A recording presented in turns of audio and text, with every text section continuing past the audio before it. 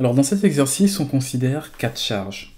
4 charges, une charge de moins 2Q, une charge de moins 3Q, une charge de 2Q et une de Q, de charge Q. Donc 4 charges qui sont disposées en fait en une configuration de carré. Et on nous dit que la variable Q est égale à moins 4 nanocoulomb. Donc moins 4 nanocoulomb, ça c'est encore égal à 4 fois 10 à la moins 9 coulomb. Et nous, en fait, ici dans cet exercice, on cherche à calculer la force totale, la force électrique totale que les trois autres charges exercent sur la charge moins 2Q. Donc, quelle est la force que cette charge-là, ces charges-là et cette charge-là exercent sur la charge moins 2Q. Donc, on va appeler, donner un nom à chacune de nos charges. On va l'appeler, c'est là la charge 1, la charge 2, la charge 3, la charge 4. Okay. Donc on sait déjà que la force électrique totale qui est exercée sur la charge 1, donc je vais l'appeler F1, est égale à la force exercée sur la charge 1 par la charge 2, plus la force exercée sur la charge 1 par la charge 3, plus la force exercée sur la charge 1 encore, et cette fois par la charge 4. Donc il faut qu'on calcule chacune de ces forces-là, et on pourra déduire la force totale. Donc, on peut déjà voir, essayer de visualiser ces différentes forces-là, de quoi est-ce qu'elles ont l'air. On voit que la première force, celle qui est exercée par la charge 2 sur la charge 1, ce sera une force attractive, okay, parce que les deux charges, en fait, sont de valeur contraire. Okay. Donc on aura une force ici attractive. Donc F1,2 ici, ce sera une force attractive. Donc elle sera dans ces directions-là. Okay. Donc la deuxième force, celle qui sera exercée par la charge 3 sur la charge 1, une fois de plus, ce sera une charge attractive. Okay. Encore une fois, parce que les valeurs sont de signe contraire. Donc ici, F1,2, encore une fois, c'est une force ici attractive. Et enfin, la force qui est exercée par la charge 4 sur la charge 1, cette fois, ce sera une force repulsive. Donc il ira dans ces directions-là. Okay, parce que ce sont des forces des charges qui ont des valeurs de même signe. Okay, donc ça c'est F4,1. Okay. Donc on peut écrire les valeurs de ces différentes expressions-là. Donc on a F1,2 plus F1,3 plus F1,4. Donc on a que F1 ici, en fait, va être égal à la constante K fois la valeur de la première charge K, la charge Q. Je vais juste agrandir un peu. Donc la constante K fois la valeur de la charge Q1 fois la valeur de la charge Q2 divisé par la distance R12 au carré. Et on a vu qu'ici, ce sera dans la direction des I. Donc la force F12, elle est sûrement une force qui agit dans la direction des I ici. Donc dans la direction des I. Plus la force F13, elle sera donnée par K. Fois la valeur absolue de Q1 fois la valeur absolue de fois Q3 divisé par la distance entre les deux charges qui est R13 au carré. Et son sens est un peu plus compliqué cette fois. Donc sa direction est un peu plus compliquée. Donc pour trouver cette force-là, il faudra qu'on évalue ici la direction ici. Donc ce sera un peu plus compliqué. Pour l'instant, je vais mettre un vecteur que je vais appeler R comme ça. Okay, juste pour nous rappeler que sa direction est un peu plus compliquée. On va devoir décomposer pour trouver le vecteur R. Okay. La troisième force, F1,4, sera égale encore à K fois la valeur de la charge Q1 fois la valeur de la charge Q4 divisé par la distance entre les deux, R1,4 au carré, fois la direction. Donc on voit que cette force-là, elle sera dirigée dans la direction des moins I. Okay. Il va comme ça, et sera dirigé dans la direction des moins I. Donc ici on peut multiplier ça par moins I. Donc on va évaluer chacune de ces forces-là. On va porter d'abord attention à cette direction-là. Cette direction-là, on ne la connaît pas. Okay. Donc comment est-ce qu'on peut faire en fait pour connaître cette direction-là? Et également, la distance ici, on ne la connaît pas. Comment est-ce qu'on peut faire pour connaître cette distance-là? Donc il faut déterminer ici différentes expressions pour notre valeur ici. Donc comment on va s'y prendre? On va commencer par calculer différentes distances Okay, donc on cherche d'abord R12.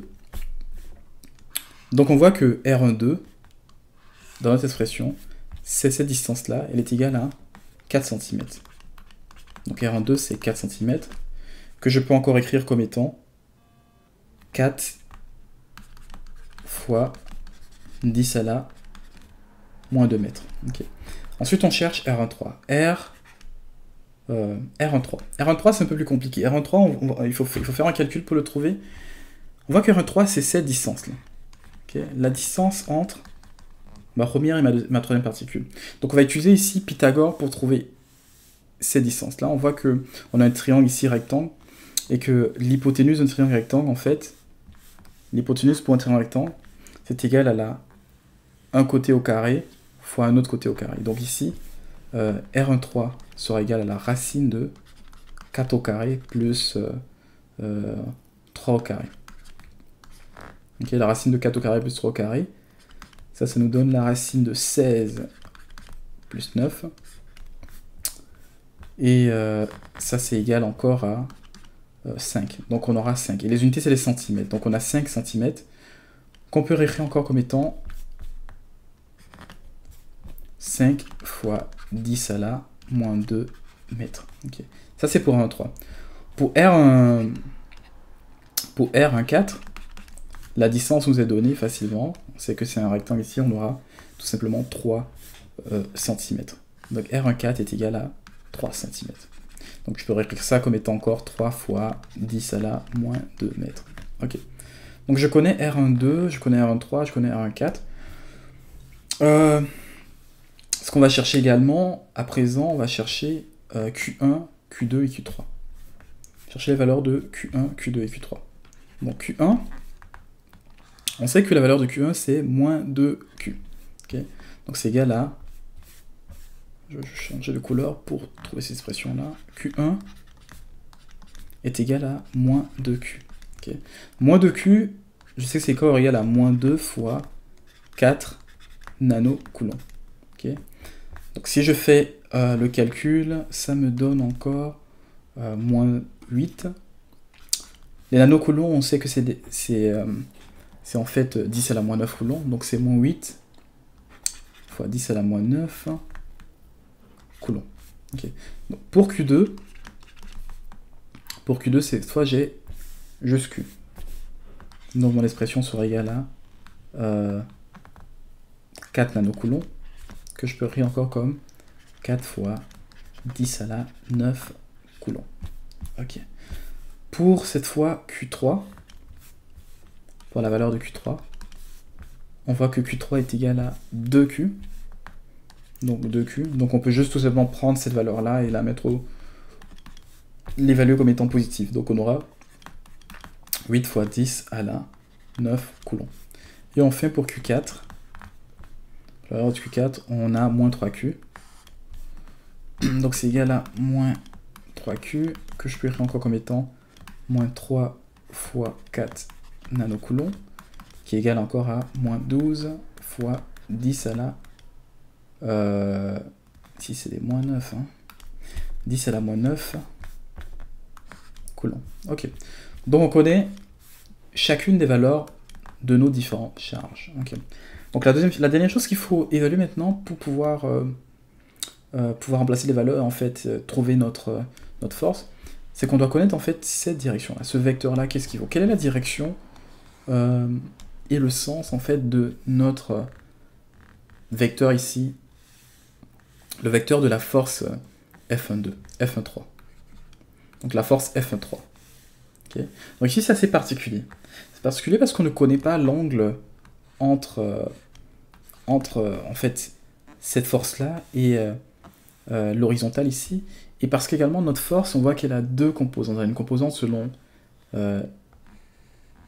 l'axe des y, et elle a une composante également selon l'axe des j. Okay, donc elle a une composante selon l'axe des j ici. Donc il faut qu'on puisse trouver chacune de ces composantes pour pouvoir évaluer l'expression.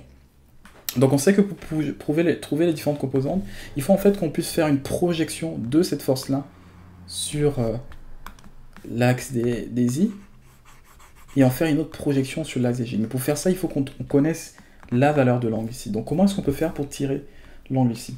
Donc encore une fois, on va user de la trigonométrie. Okay, on se rappelle que, ça c'est les formules trigonométriques à connaître, on sait que la tangente d'un angle θ est égale au côté opposé sur côté adjacent. Donc si je considère ici cet angle-là, pour trouver sa tangente, il faut que je considère le côté opposé ici qui est 3, ok, et le côté adjacent qui est 4. Donc je sais que la tangente de mon angle θ ici présent, ce sera égal à 3 sur 4. Okay, donc comme je sais que la tangente de mon angle θ est égale à 3 sur 4, je peux trouver la valeur de mon θ en faisant arc tangente de θ est égal à arc tangente de 3 quarts. Okay. Donc à ce moment-là, ça me dit que mon angle θ est égal à arc tangente de 3 quarts. Okay. Donc je sais que mon angle θ est égal à arc tangente de 3 quarts. Je vais l'évaluer pour trouver la valeur de l'angle.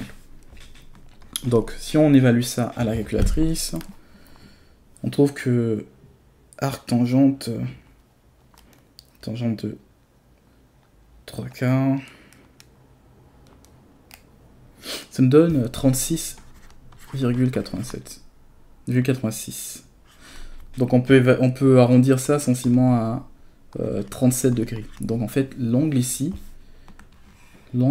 qui sépare l'angle ici entre ma force et l'horizontale est de 37 degrés.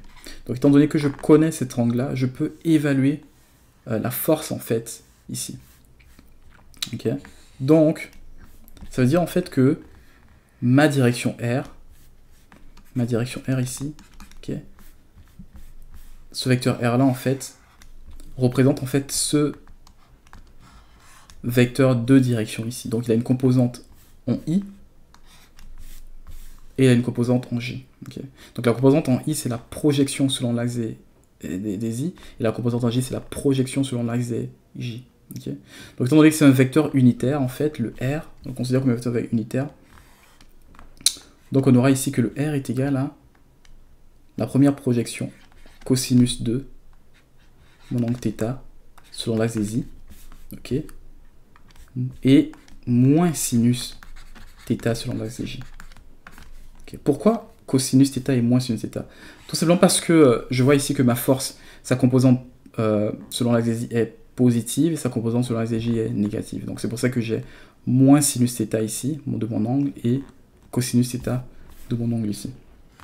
Donc, je sais que mon angle c'est 37 degrés, donc ça veut dire que mon R ici est égal à cosinus de 37 sur l'axe des I, moins sinus de 37 sur l'axe des J. Ok.